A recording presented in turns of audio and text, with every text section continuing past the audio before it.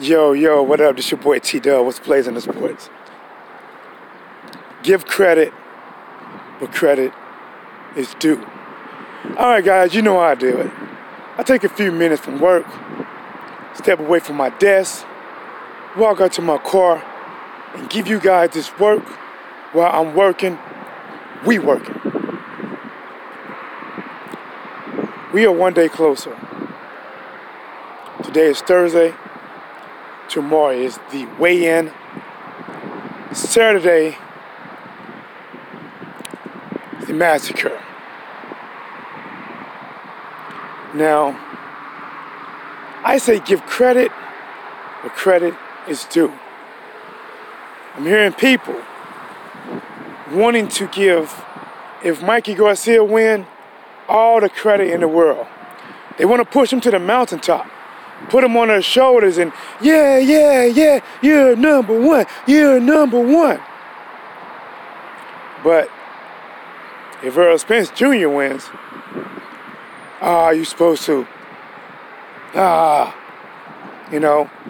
It kind of reminds me of, remember when Max Kellerman said that even after Floyd Mayweather beat Manny Pacquiao, right?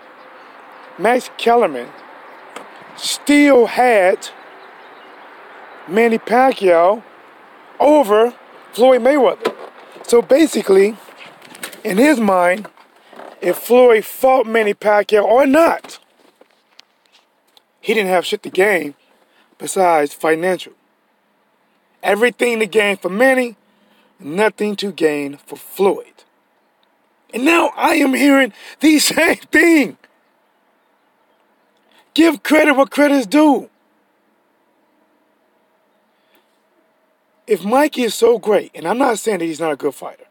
I'm not saying that. Because he is. He is a good fighter. Good timing. Good IQ. Good combinations. Speed could be better, but timing make up for speed. Footwork can be better.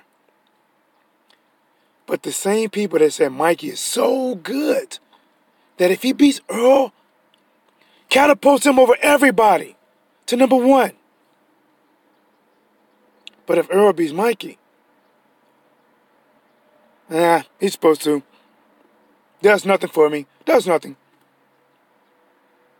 So, because Mikey Garcia picked on Errol Spence to fight, and they keep saying he's moving up 2 weight classes. Well, I'm going to be honest. I think Mikey Garcia is more of a 140-pounder than a 135. Didn't he hold the 140 first and then went back down and got that 135 strap? He was champions in 2 divisions, right? So you only want to go out for the small division because he went down to 135. Now, I do believe he may have gave up his 140 strap. He may have, because they was trying to force him to fight. And he wanted to make the Errol Spence Jr. fight. So since they were trying to force him to face a mandatory, I believe he decided to give it up. But realistically, it's not 2 weight classes. He's moving up 1 weight class to 147 to fight Errol Spence Jr., who he called out. Now, before Errol Spence Jr. accepted this fight, he jumped in the ring and tried to fight Sean Porter, who backpedaled or moonwalked quicker than Michael Jackson. He wanted to fight Keith Thurman, but I get it. Keith Thurman was just coming back. He wanted to fight Deontay Garcia. He tried to go at the people that would have gave him more status. Then you got people that argue. Well, other people want to fight him. What was that guy that said they want to fight him? Fuck. The one that he fought a lot of guys, but he never, I think the only one he really beat was Victor Ortiz. He fought Keith Thurman, fought, I believe, Sean Porter, fought Amir Khan. Can't think of his name right now. But he actually beat Victor Ortiz. Stopped him in the 2nd round. The same guy that turns Crawford. Remember, the same guy that some of these people are trying to say Errol Spence Jr. Gosh, how come I can't think of his name? They say he's ducking this dude because this dude wanted to fight him, who doesn't hold anything at the welterweight. They say he's ducking him, but these same people are not saying Terence Crawford is ducking that same guy, because Terence Crawford was rumored to fight him, but he decided not to fight him and fight Amir Khan. But they're not saying that. These people are selective. They're very selective. These same people will give credit to Lomachenko for beating Rigondeaux, who really did come up 2 weight classes. And they'll move him up on the pound-for-pound list. No problem.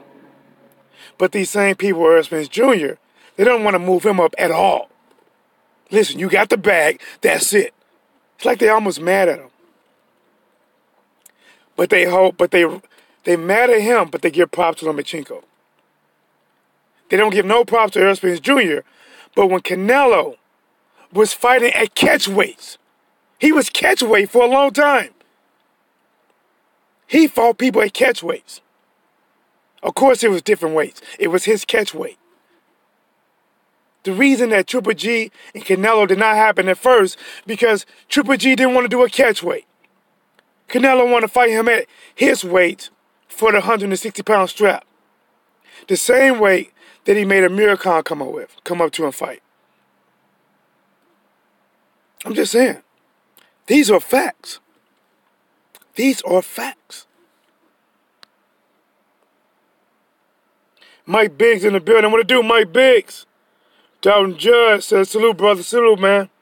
Salute to both of you guys. Mike Biggs Boxing. Check him out. Dalton Judge. I'm not sure if you do content, but hey, heck, click on it and find out, guys. So, just been hearing people, man, that they don't want to really give Errol Spence his just due. And it's crazy that if Mikey wins, and I'm not saying that, well, I'm picking Earl, but I'm not saying Mikey doesn't have a chance. He does. He's a good IQ. He's a good boxer with a good IQ, and he has a will to win. Yes, he has damn sure has a chance to win. Because mentally, he wants to, and that's big.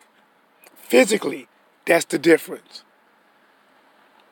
But how can you give credit to Mikey Garcia because he overcame Errol Spence Jr. and he's a good boxer, but you won't give Errol Spence Jr. credit for beating Mikey, who you already say is up there in your top pound for pound? If you say he's top pound for pound because he moved in different weight classes, this is just another move for him. And if he lose for calling out Errol Spence Jr., then give Earl the credit. Give Earl the credit. And this is what I said in the beginning when they first made this fight. Give this man his just due. Give him his just due.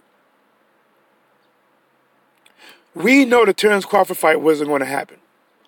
Bob already said that fight pretty much is going to marinate until it can become a pay-per-view type of fight.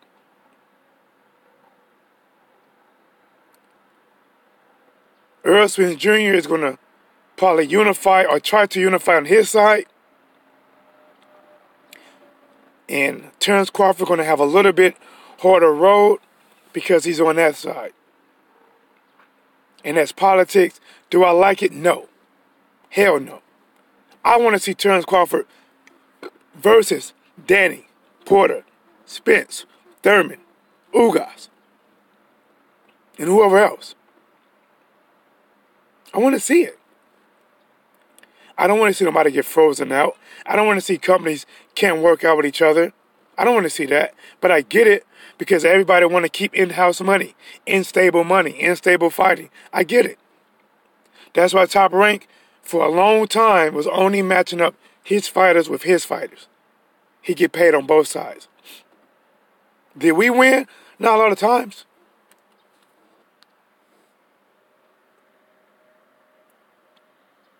American Pastor Travels in the building. What's good with your bro? Just talking, man.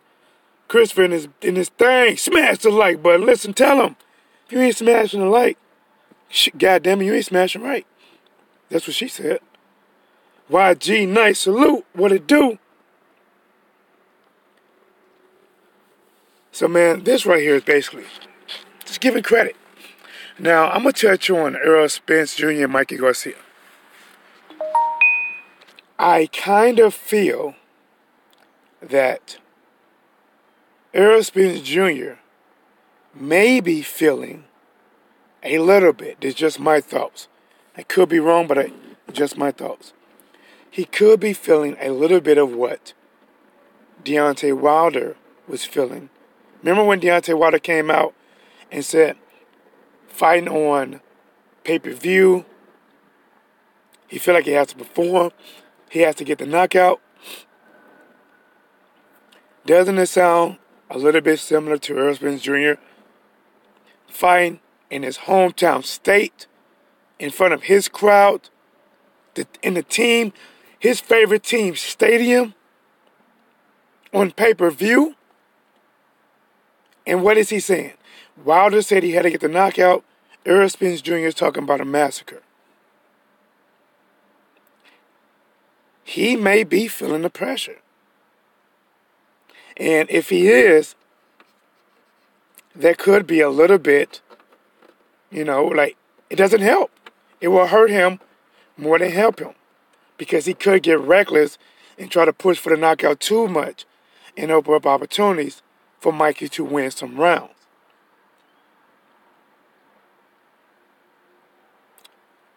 And people say that Errol looks a little agitated up there.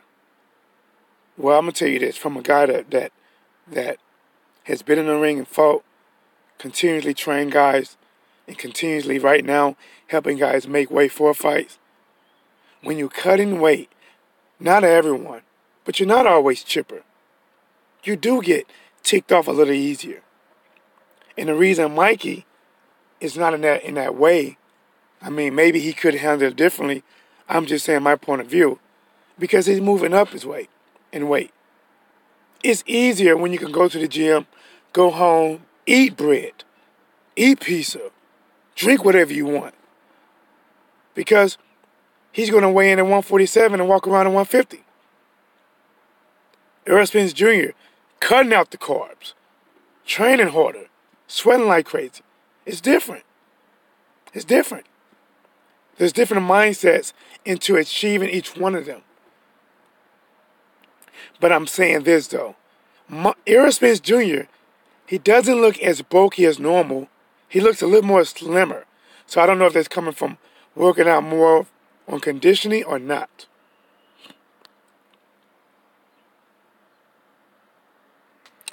Christopher says, I gave Lola some food in the super chat. Where? Oh, there it is. Hey, I'm sorry, Christopher. I'm using this horrible app. Let me go back. All right, I can see it now. This is for Christopher, man. He says he threw 5 logs on the fire to keep the blaze going. He says, salute T-Dub. Why are they all avoiding Crawford? Because he said he would beat Mikey ass. You know what? Let's talk about that. We're going to talk about that. Again, $5 super chat from Christopher. Salute T-Dub. Why they are all avoiding Crawford? Because he said he will beat Mikey's ass. Listen. And I'm going to step out because this is a sneak away. I'm going to try to come back a little later too. Matter of fact, it's 100% sure I'm coming back. Thank you, Christopher. All right, guys, if you do chat from here, because I'm walking to my building, I won't see it, but I appreciate it. People are not even asking, out of all the champions, why did Mikey call out Errol Spence Jr.? Why not Terence Crawford? Why not? Because think about it. We think Terence Crawford versus Errol Spence Jr. is so good. It's a 50-50 fight because Terence Crawford has a speed a style that he can move, he can box, and he can switch his stance, and he's not flat-footed. Right? Wouldn't that be the same case for if Terence Crawford fought Mikey Garcia? Because Mikey Garcia and Errol Spence Jr. are very similar. And Mikey Garcia, think about this. They said Mikey Garcia. See, they give him all the credit, right? All of it. That's why, see, I'm still trying to reserve some things because I might debate some people and I want to slice and dice them better than any Domino's pizza they can order. So I'm going to reserve a little bit. I'm going to give them some things to think about, but I'm going to reserve a little bit. Mikey Garcia says he dares to be great, so he's calling out Errol Spence Jr., right? And these people saying Errol Spence Jr. shouldn't get no credit. He ain't fought nobody. He only has one belt, right? So then if Mikey Garcia dares to be great, why is he only fighting one person, fighting Errol Spence Jr., who fought nobody, and he only has one belt? How come Mikey Garcia is not calling out Terence Crawford that was undisputed at 140? And now he's a champion at 147. Wouldn't that be a bigger accomplishment for Mikey Garcia beating Terence Crawford than beating Errol Spence Jr.? To all you guys that want to shit on Errol and give Mikey all these props, wouldn't it be a bigger accomplishment? Because Mikey said he wants to be the best. He wants to etch his name in stone. Wouldn't it be a bigger accomplishment to fight Terence Crawford, who is an awkward style, different from yours, not like Errol Spence Jr., who is very similar to yours? And Terence Crawford, who was undisputed at 140 pounds, and now has a champion and defending his title at 147. I rest my case.